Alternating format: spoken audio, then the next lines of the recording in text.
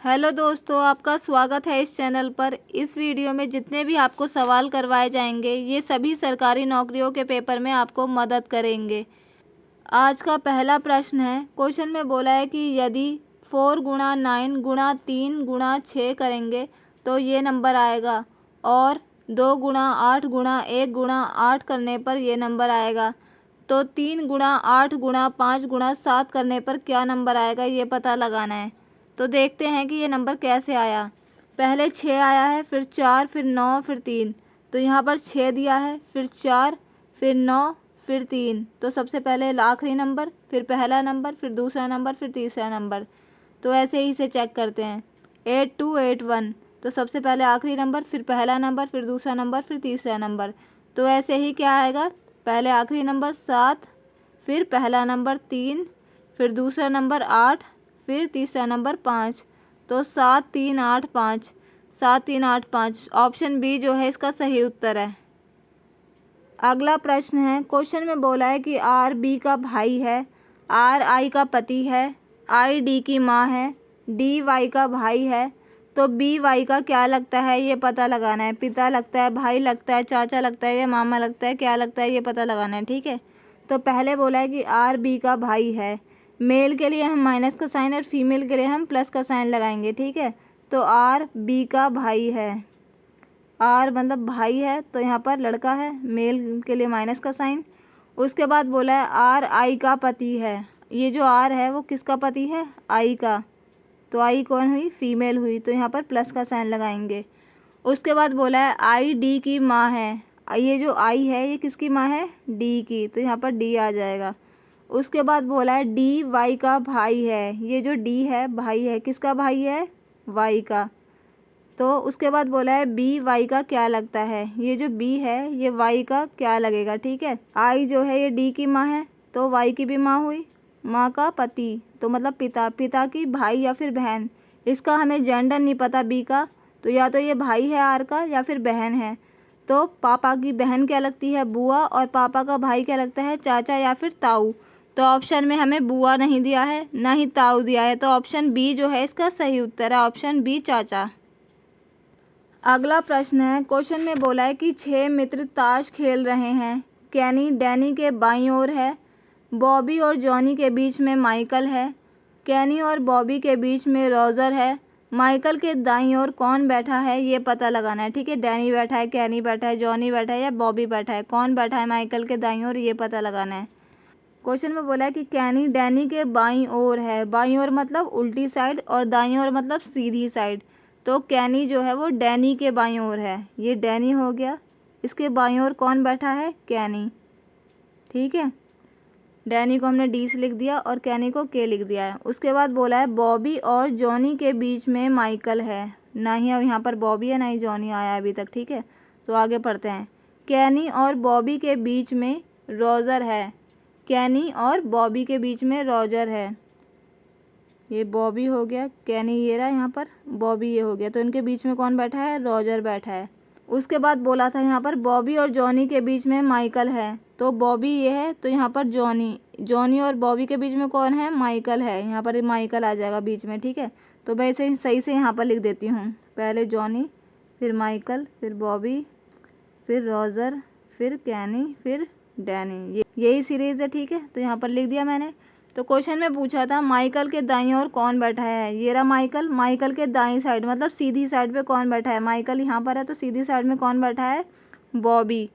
तो option D जो है वो इसका सही उत्तर है। कौन बैठा है माइकल के दाईं ओर, बॉबी। अगला प्रश्न है, क्वेश्चन में बोला है कि ए बी सी डी और ई 5 नदियाँ हैं। ए नदी बी से छोटी है परंतु ई से लंबी है, सी सबसे लंबी है, और डी बी से थोड़ी छोटी है और ए से थोड़ी लंबी है। सबसे छोटी नदी कौन सी है। ठीक है, बी है, ए है, डी है या ई है, सबसे छोटी नदी कौन सी है ये पता लगाना है। ठीक है, तो सबसे पहले क्वेश्चन में बोला है ए नदी बी से छोटी है। ए नदी बी से छोटी है मतलब बी बड़ी है, तो बी यहाँ पर, बी बड़ी है, यहाँ पर आ जाएगा, ए लिख दिया यहाँ पर मैंने। ठीक है, उसके बाद बोला है परंतु ई से लंबी है। ए नदी जो है बी से तो छोटी है लेकिन ई से लंबी है, तो यहाँ पर ई आ जाएगा। उसके बाद बोला है सी जो है वो सबसे लंबी है, सी नदी जो है वो सबसे लंबी है, यहाँ पर आ जाएगा सी। ठीक है।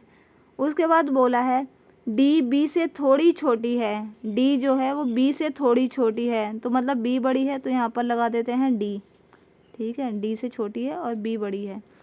डी बी से थोड़ी छोटी है और ए से थोड़ी लंबी है, तो यहाँ पर डी जो है ये बी से छोटी हो गई और ए से लंबी हो गई। तो क्वेश्चन में पूछा है कि सबसे छोटी नदी कौन सी है, सबसे बड़ी कौन सी हुई सी, फिर सबसे छोटी कौन सी होगी ई, तो ऑप्शन डी जो है इसका सही उत्तर है ई।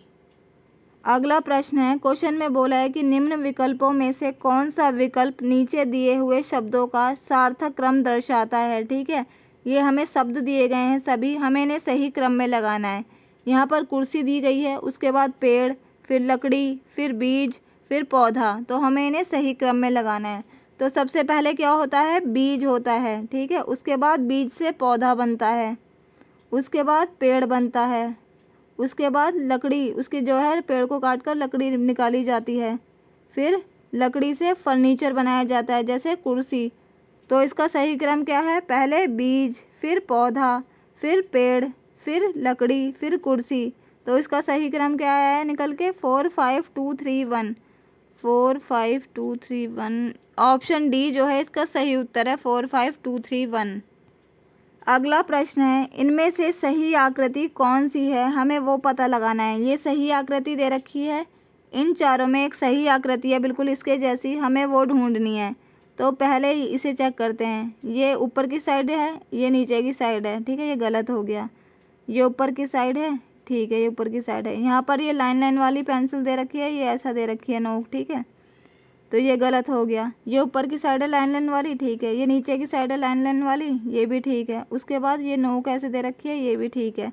तो ऑप्शन सी जो है वो इसका सही उत्तर है। ठीक है।